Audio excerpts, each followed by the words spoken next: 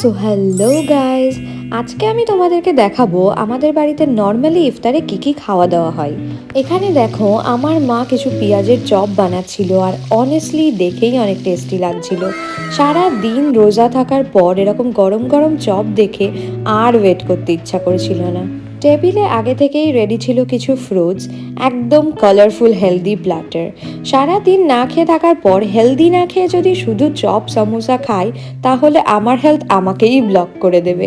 তাই একটু হেলদি আর একটু আনহেলদি ব্যালেন্স তো করতেই হবে। আর এখানে আনা হয়েছিল আমার জন্য স্পেশালি সমোসা, আর এটা হলো আমার ফেভারিট জিনিস কোকোনাটের মালাইটা। এটা তোমাদের কার কার ভালো লাগে আমাকে জানিও।